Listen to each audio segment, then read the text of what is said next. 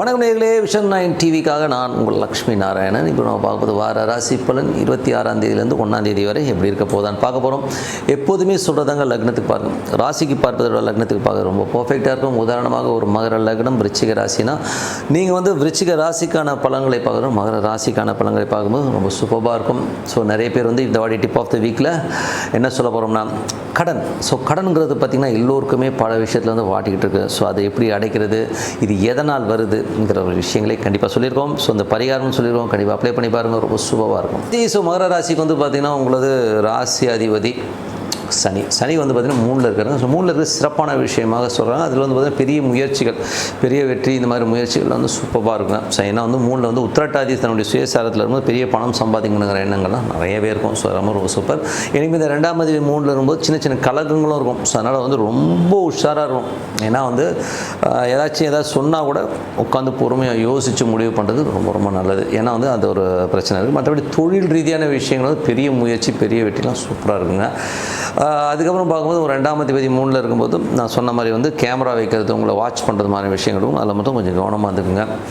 இளைய சகோதர சம்மந்தமான விஷயங்களில் பார்த்தா சின்னதாக ஒரு மன உளைச்சல் இருக்கும். இளைய சகோதரோ சகோதரியோ கொஞ்சம் என்னடா அது இப்படி பேசாங்களே அப்படிங்கிற மாதிரி ஒரு மன சங்கடத்தை கண்டிப்பாக கொடுக்கும்.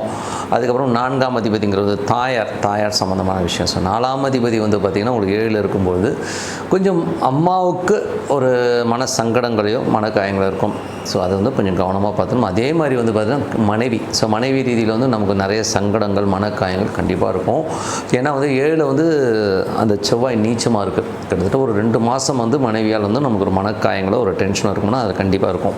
ஏன்னா இப்போ 7ல் இருக்க செவ்வாய் அதுக்கப்புறம் ஜூன் 10ஆம் தேதிக்கு மேலே 8ல் போகும்போதும் இதே பிரச்சனை தான். ஸோ அதனால் ஒரு 2 மாதம் நம்ம கொஞ்சம் கேர்ஃபுல்லாக இருக்கணும். கணவன் மனைவி உறவில் கொஞ்சம் நமக்கு டென்ஷனோ வாக்குவாதங்களோ ஒரு பிரச்சனையோ இருக்கும்போது கொஞ்சம் கேர்ஃபுல்லாக இருக்கணும். அப்படிங்கிறது வீடு சம்மந்தமான விஷயங்கள், வண்டி சம்மந்தமான விஷயங்கள் இதெல்லாம் கொஞ்சம் கேர்ஃபுல்லாக இருக்கணும். அதில் பார்த்திங்கன்னா நம்ம ஒரு சின்ன அவமானங்களோ இந்த மாதிரி விஷயங்கள் இருக்கும். அம்மா அதை ஏடாகூடமாக பேசுகிறது, அதனால் ஒரு அவமானங்கள் இந்த மாதிரி விஷயங்கள்லாம் இருக்கும். கொஞ்சம் கவனமாக இருக்கும். ஏன்னா செவ்வாய் நீச்சல் என்பதில் இதில் பெருசாக பாதிக்கிறது ஏன்னா மனைவி தான். ஸோ மனைவி அதே மாதிரி வியாபாரம் பண்ணுறவங்களும் கிளைண்ட்ஸ் கிட்ட பேசும்போது கொஞ்சம் ஜாக்கிரதையாக பேசுறது ரொம்ப நல்லது. ஏதாச்சும் வாக்குவாதங்களோ சின்னதாக ஒரு இன்சல்ட்டோ நடக்கும். ஸோ அதனால் கொஞ்சம் அந்த மாதிரி விஷயங்களை கொஞ்சம் பார்த்து நடந்துக்கணும். அதனால் விரோதம் வருன்றனால தான் கொஞ்சம் கேர்ஃபுல்லாக இருக்குன்னு சொல்கிறோம். அதுக்கப்புறம் பார்க்கும்போது உங்களது 5ஆம் அதிபதி. ஸோ 5ஆம் அதிபதி சுக்கிரன் பரிவர்த்தனை 5லே இருக்கும்போது நல்ல கலைஞர் பெரிய வாய்ப்பு, பெரிய வருமானங்கள் வர மாதிரி விஷயங்கள்லாம் நல்லாயிருக்கும். 10ஆம் அதிபதி 5ல் இருக்கும்போது தொழில் ரீதியான விஷயங்களை அகல கால் வைக்காமல் இருக்கிறது நல்லது. நல்லாயிருக்கும். தொழில் நல்லா இருந்தாலும் அகல கால் வைக்காமல் ரிஸ்க் எடுக்காமல் இருக்கிறது ரொம்ப ரொம்ப நல்லது.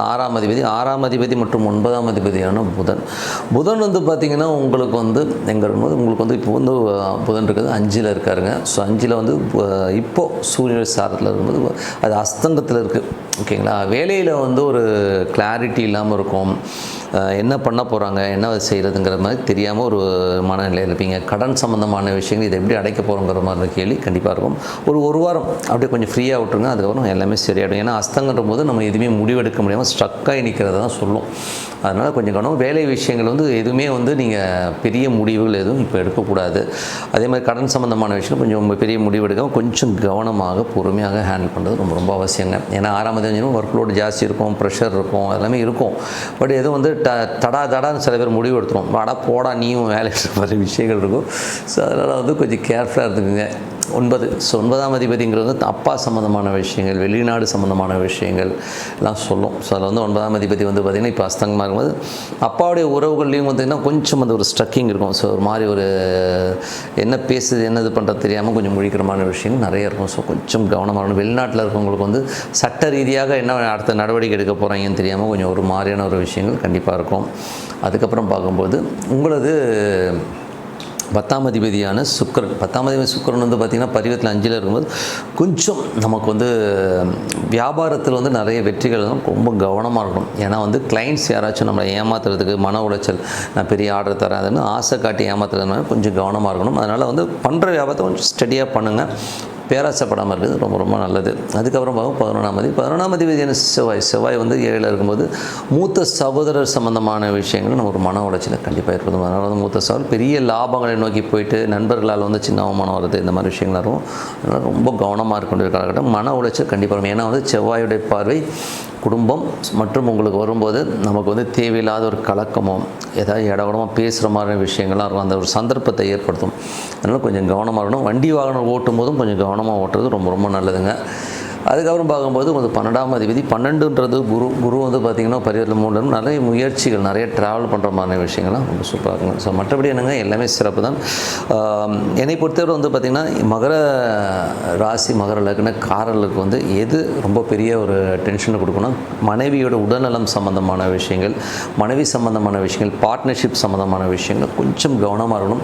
எந்தவித ஒரு பெரிய முடிவுகளும் இப்போ எடுக்காமல் இருக்கிறது ரொம்ப ரொம்ப நல்லதுங்க. ஸோ அதுதான் வந்து இந்த வாரத்தோட மெயினான விஷயம். அதுக்கப்புறம் இப்போ பார்க்கும்போது tip of the week. So tip of the வீக்கில் இப்போ நம்ம பார்க்க போகிறது கடன் தீர இன்ன வழி. ஸோ அதை தான் வந்து டிப் ஆஃப் த வீக்கில் மேஜரான விஷயம். கடன்கள். ஸோ கடன்கள் வந்து எப்படிலாம் வரும் அப்படின்னும்போது, யாருடைய ஜாதகத்தில் கடன் அதிகமாக இருக்கும்னா குரு கேது தொடர்பு. ஒன்று குரு கேது நட்சத்திரத்தில் வருது, குருவும் கேதுவும் ஒன்றா வருது. ஸோ இந்த மாதிரி விஷயங்கள் இருக்கவங்க, ஸோ இவங்களுக்கு வந்து ஒன்று கடன் வரும், இல்லைன்னா புத்திர தோஷங்களையும் புத்திரத்தினால் ஒரு டென்ஷனையும் உருவாக்கும். சில பேர் குழந்தை இருக்காது, ட்ரீட்மெண்ட்டில் தான் குழந்தை போகும், அந்த மாதிரி விஷயங்கள். அதுமாதிரி குரு கேது இருக்கவங்களுக்கு கடன்கள் அதிகமாகிடும். ஏதோ ஒரு விஷயம் ஆரம்பிக்க போய் ஒரு பெரிய கடனை கொண்டு வந்து விட்டுருன்றது தான் மேஜரான விஷயம். அது மாதிரி இல்லைன்னா ஒரு வழக்குகள்னால ஒரு தலைவலிக்கும். ஸோ இந்த 3 விஷயத்தில் தான் வந்து மேஜராக பாதிக்கப்படும். ஸோ இந்த மாதிரி இருக்கும்போது கடன் தீரணும்னா என்ன பண்ணணும், இந்த மாதிரி வழக்குகள், இந்த மாதிரி டென்ஷன் வந்து வெளியில் வரணும், ஒரு கிளாரிட்டி வரணும்னா குரு கேது இருக்கவங்க பௌர்ணமி சித்தர் வழிபாடுகள் கண்டிப்பாக. அந்த சமாதிகள் போய் உட்காந்து பாருங்கள். நீங்கள் ஒரு முறை பார்த்தா உங்களுக்கு புரியாது, நீங்கள் கண்டினியூவாக போயிட்டு இருக்கும்போது உங்கள் லைஃப்பில் வந்து எவ்வளோ சேஞ்ச் வருங்கிறத நீங்கள் பார்க்கலாம். இது வந்து எனக்கு கண்கூடாக ஒருத்தர் வந்து ரொம்ப கஷ்டத்தில் இருந்தவர் அங்கே போய் படுத்தே தூங்கிடுவார். அந்த காலகட்டத்தில் தூங்க விட்டாங்க, இப்போ தூங்க விடுறதில்ல. ஸோ அதனால் தூங்கிடுவார். ஸோ காலையில் இருந்து அவர் வந்து லைஃப்பில் வந்து இன்றைக்கி வேறு லெவலில் இருக்கார். ஸோ இது ஒரு உதாரணம். இதுக்கப்புறம் பார்க்கும்போது கடன் எப்போ அடையுங்க, எனக்கு வந்து கடன் தீரணும் அப்படின்னா அஸ்வதி நட்சத்திரம் வர அன்னைக்கு, ஓகேங்களா, அஸ்வதி நட்சத்திரம் வர அன்னைக்கு மேஷ லக்னம் வர அந்த டைமில் வந்து நீங்கள் வந்து ஒரு பணத்தை, அதாவது கொஞ்சம் அசல் கொஞ்சம் வட்டி ரெண்டுமே சேர்த்து கொடுத்துட்டிங்கன்னா உங்கள் கடன்கள் ஈஸியாக அடைபடுங்க. ஸோ அதுக்கப்புறம் அனுஷ நட்சத்திரம் வர நாள். ஸோ ஒரு அனுஷ நட்சத்திரம் வருதுன்னு வச்சுக்கோமே. ஸோ அந்த அனுஷ நட்சத்திரம் வர நாளும் விருச்சிக லக்னமும் வர அந்த நாள் அன்னைக்கு நீங்கள் வந்து ஒரு பார்ட், அதாவது ஒரு அசல் ப்ளஸ் வட்டி, ஓகேங்களா, ரெண்டுமே சேர்த்து அதை அடைங்க. அந்த காலகட்டத்தில் அடைச்சிட்டிங்கன்னா அந்த கடன் வந்து கடை உங்களுக்கு வந்து அடையப்படுங்க. ஸோ அது வந்து ரொம்ப சூப்பராக ஒர்க் ஆகும். அது வந்து பண்ணி பாருங்கள், அது ரொம்ப நல்லாயிருக்கும். அதுக்கப்புறம் பார்க்கும்போது செவ்வாய் ஓரையில் வந்து ஒரு கடன், அதாவது ஒரு அசல் ப்ளஸ் வட்டி ரெண்டுமே சேர்த்து கட்டிட்டிங்கன்னா அந்த கடன் நடைபெறுங்க. ஸோ இதில் வந்து பார்த்திங்கன்னா டாப் 3 ரொம்ப சூப்பராகவே வேலை செய்யும். குரு கேதுவாக இருக்கட்டும். குரு கேதுனா ஒரு பிறவியில் வர இந்த கர்மா வந்து அழிகிறது. சித்தர் சமாதி வழிபாடு ரொம்ப சூப்பராக இருக்கும். அதே மாதிரி மற்ற அந்த அஸ்வதி நட்சத்திரம் மேஷ லக்னத்தில் போகும்போதும் சரி, அனுஷ நட்சத்திரம் வர காலகட்டத்தில் விருச்சிக லக்னத்திலும் சரி, இந்த கடனை அடைக்கும் போது பெரிய லெவலில் வந்து அந்த கடன் தீர்ந்து ஒரு ரிலீஃபை கண்டிப்பாக கொடுக்குங்க. அது மட்டும் இல்லாமல் செவ்வாய்